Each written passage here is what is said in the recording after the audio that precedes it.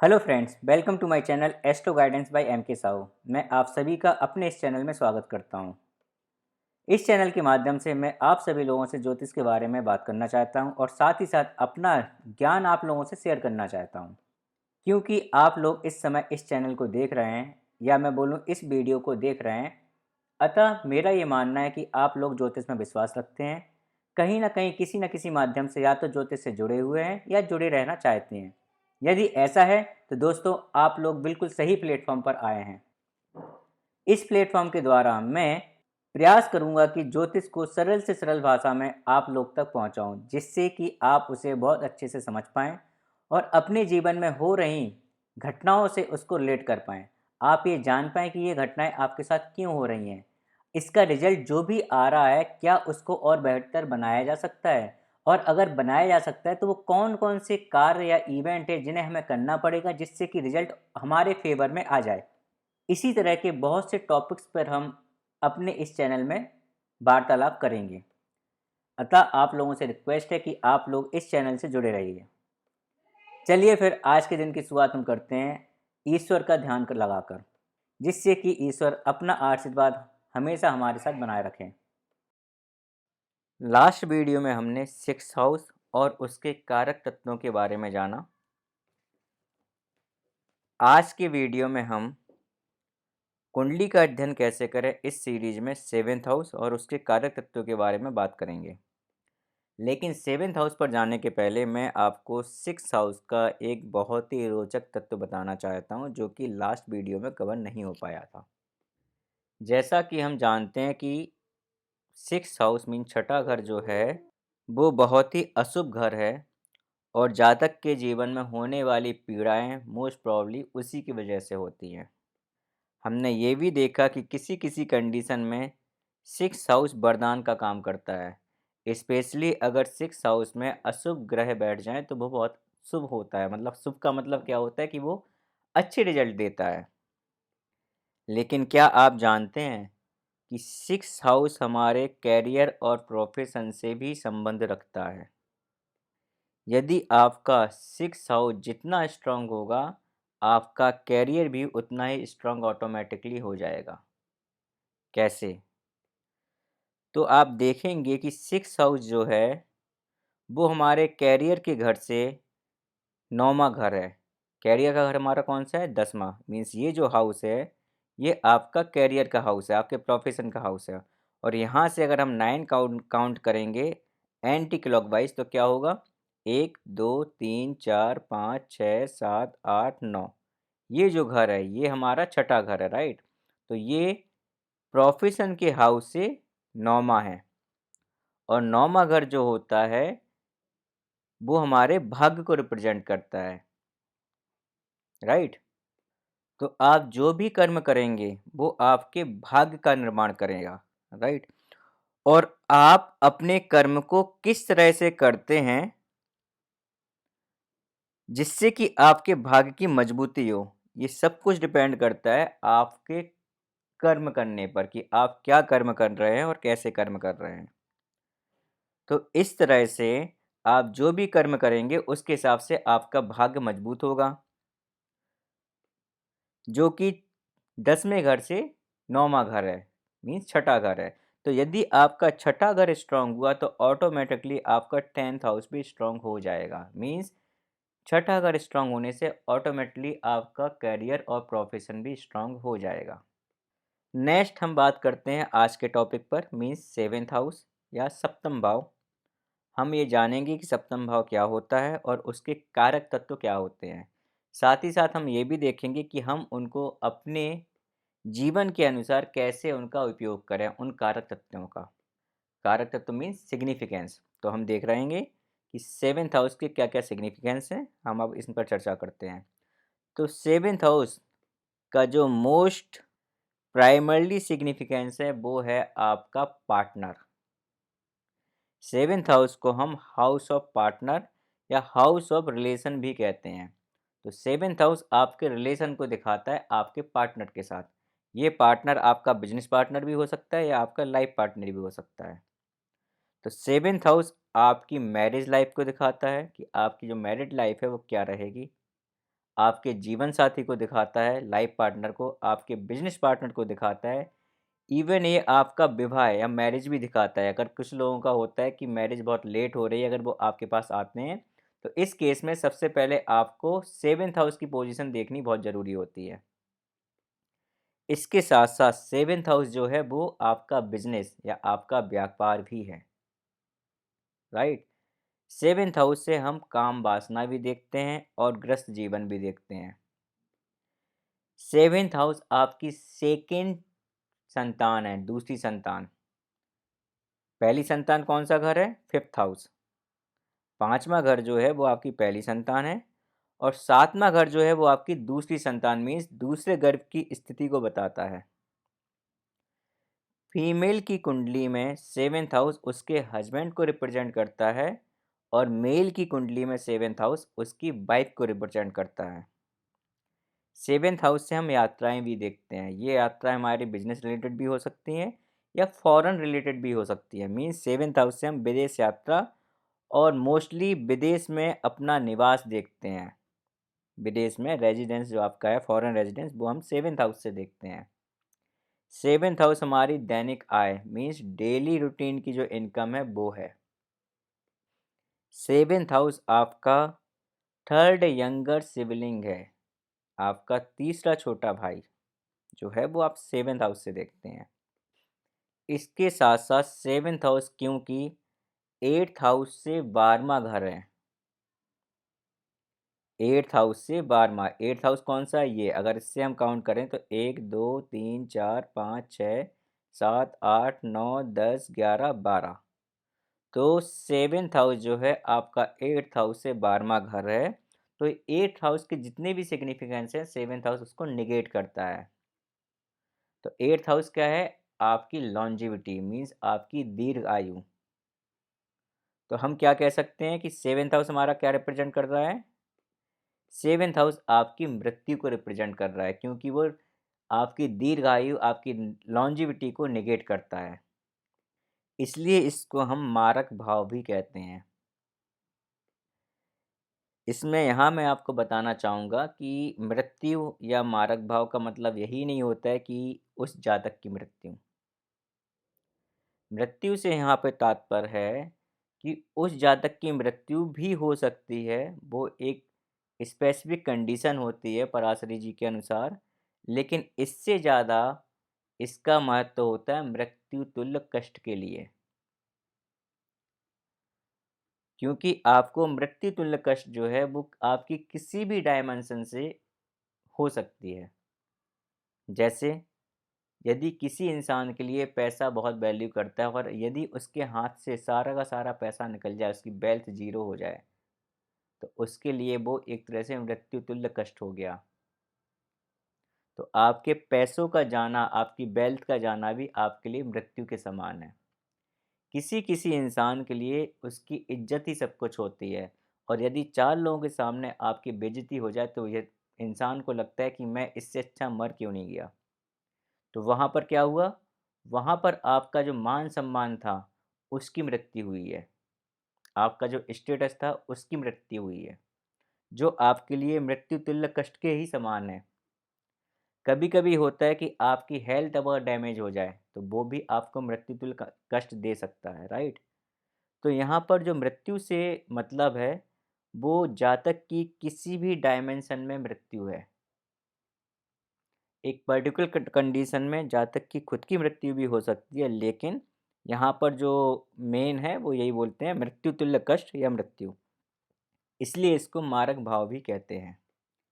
Seventh house आपकी साझेदारी है। साझेदारी वो किसी भी तरह से हो सकती है मीन्स पार्टनरशिप। वो साझेदारी आपके जीवन पार्टनर के साथ भी हो सकता है, जो आपका लाइफ पार्टनर है उसके साथ भी, और वो साझेदारी बिजनेस में भी हो सकती है, राइट? तो आपकी लाइफ में साझेदारी या बिजनेस में साझेदारी, दोनों ही हम इससे देखते हैं।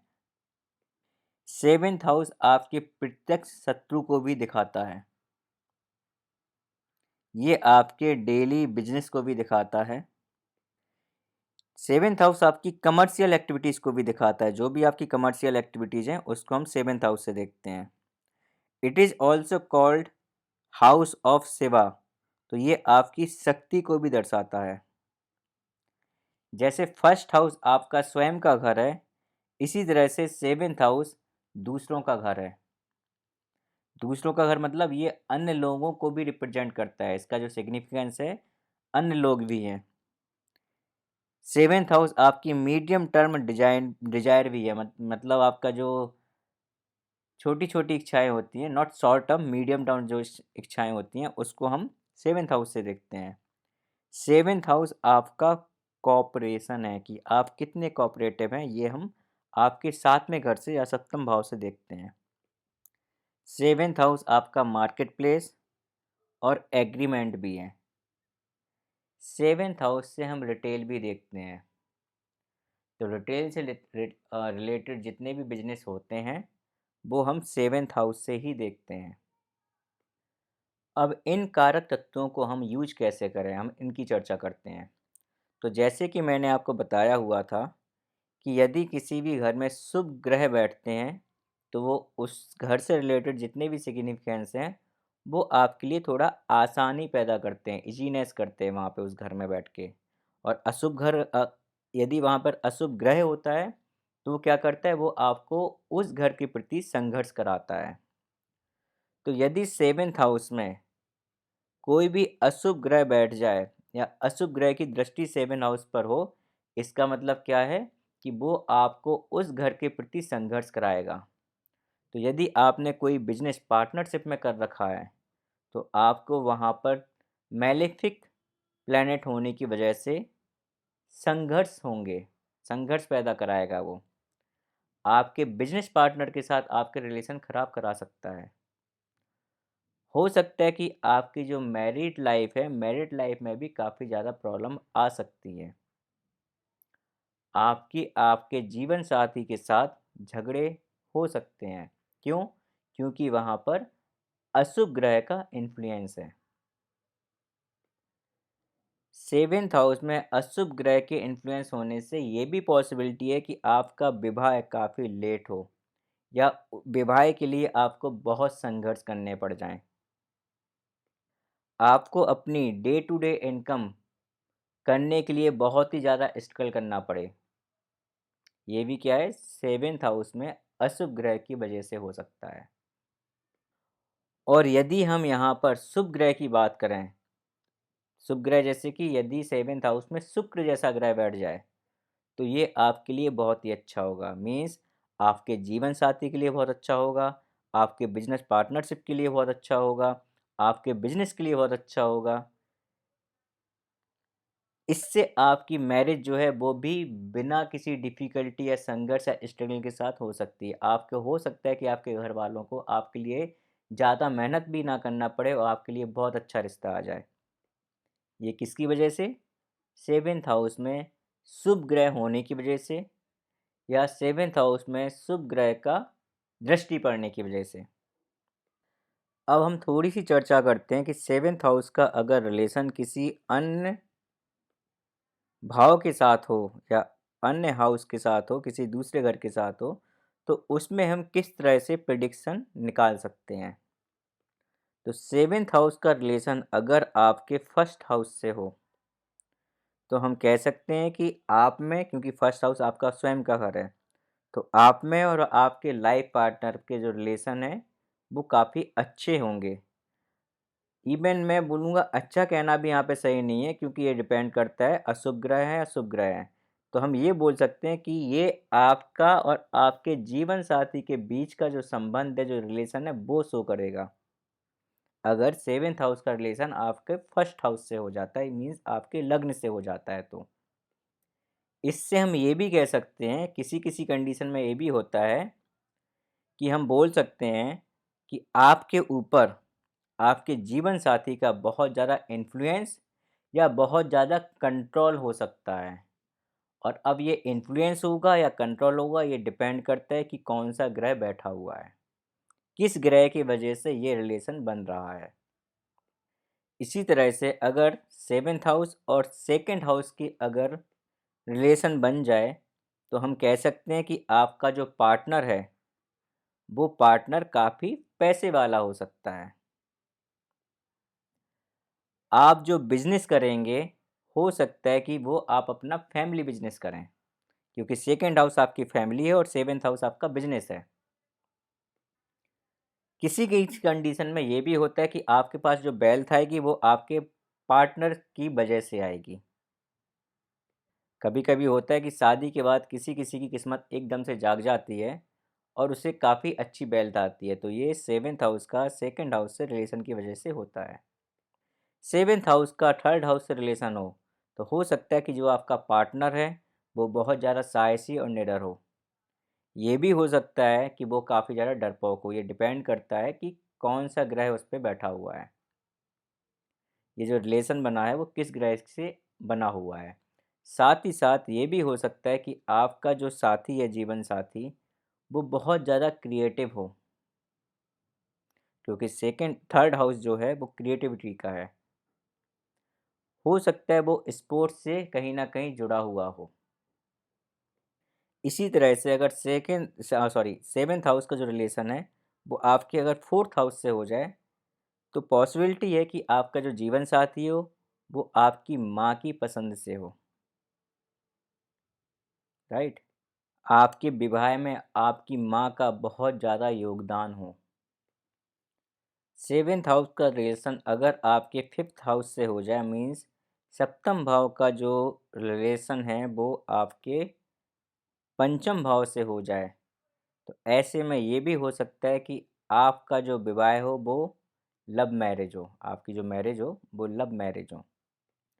पॉसिबिलिटी है कि आपका जो जीवन साथी हो वो एक बहुत हायर एजुकेशन वाला हो।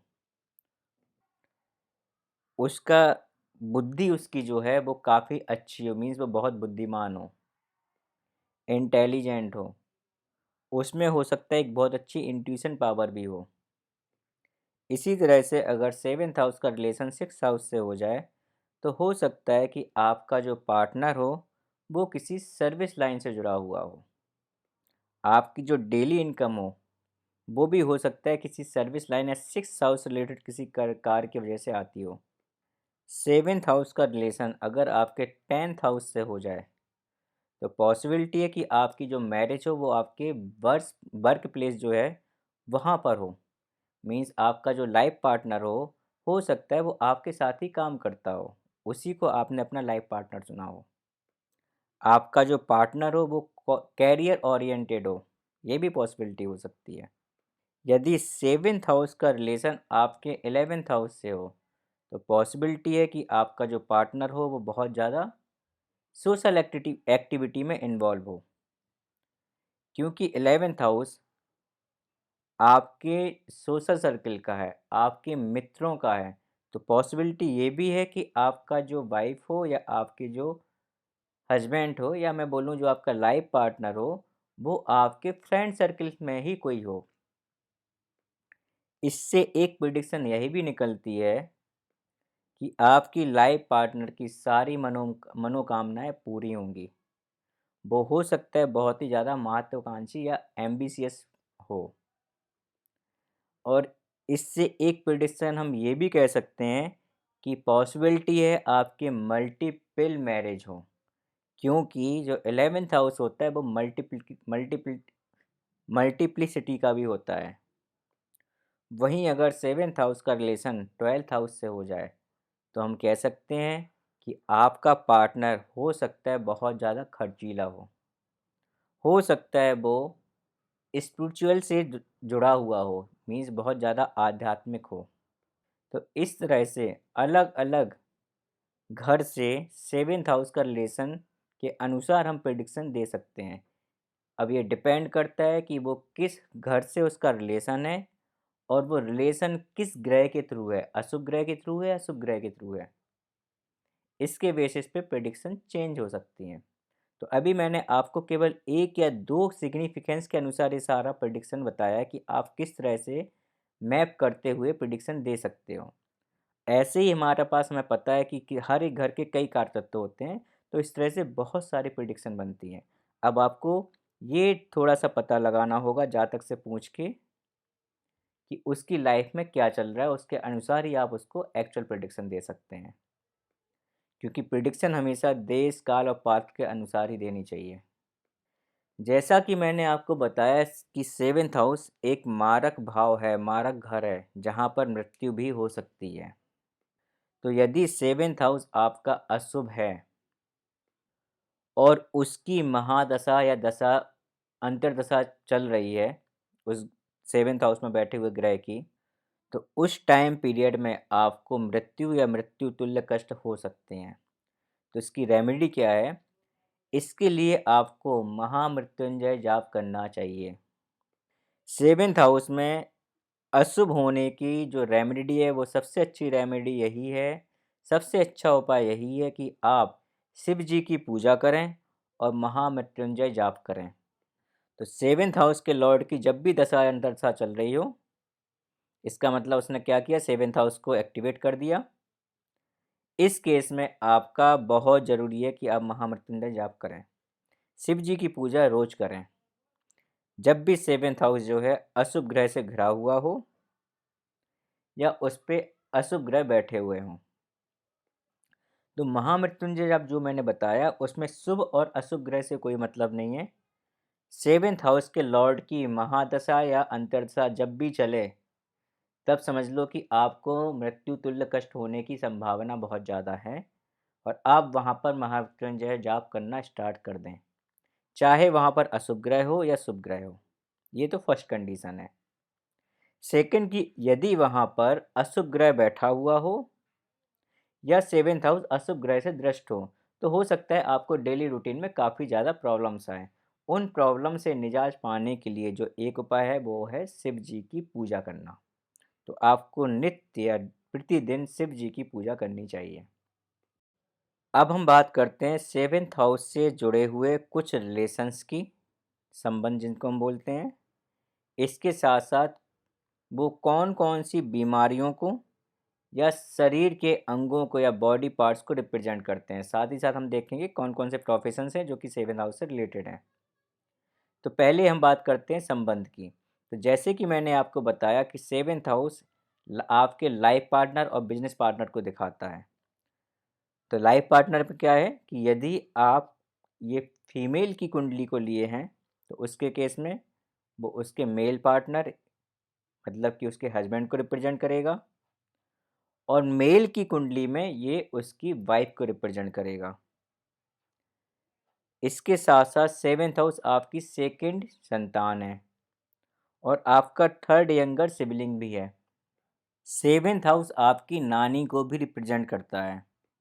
बॉडी पार्ट्स को लेकर हम बात करें, सेवेंथ हाउस जो है वो आपकी किडनी, आपकी स्किन मीन्स त्वचा और आपके लिम्बर रीजन को रिप्रेजेंट करता है, मीन्स लोअर स्पाइन है, लोअर बैक साइड पे जो है उस एरिया को रिप्रेजेंट करता है। तो जब भी आपको इससे रिलेटेड कोई प्रॉब्लम हो, इट मीन्स आपको सेकंड हाउस से रिलेटेड प्रॉब्लम है। सॉरी, सेकंड नहीं, सेवेंथ हाउस से रिलेटेड प्रॉब्लम है। मैं शायद गलती से सेकंड बोल गया था। तो जब भी आपको किडनी, स्किन या बैक साइड में जो लोअर बैक है वहाँ पर कोई प्रॉब्लम है, तो इसका मतलब हुआ कि आपको सप्तम भाव से रिलेटेड कुछ प्रॉब्लम है और जब भी आपका सप्तम भाव अशुभ हो, तब भी आपको इस तरह की प्रॉब्लम हो सकती है। प्रोफेशंस में जितने भी आपके रिटेल बिजनेस हैं, जितनी भी आपकी कमर्शियल एक्टिविटी हैं, वो किसी भी तरह का बिजनेस हो, सब कुछ हम सेवेंथ हाउस से ही देखते हैं क्योंकि सेवेंथ हाउस आपका बिजनेस का है और मोस्ट प्रोबेबली रिटेल बिजनेस का। तो इस तरह से हमने सेवेंथ हाउस के बहुत सारे कारक तत्व देखे, ठीक है? मैं चाहूँगा कि आप इन कारक तत्वों को याद करें। यदि आप इनको याद नहीं कर पाए हैं अभी तक या इसको नोट नहीं कर पाए हैं, तो आप मुझे ईमेल करें, मैं आपको सारे कारक तत्व भेज दूँगा।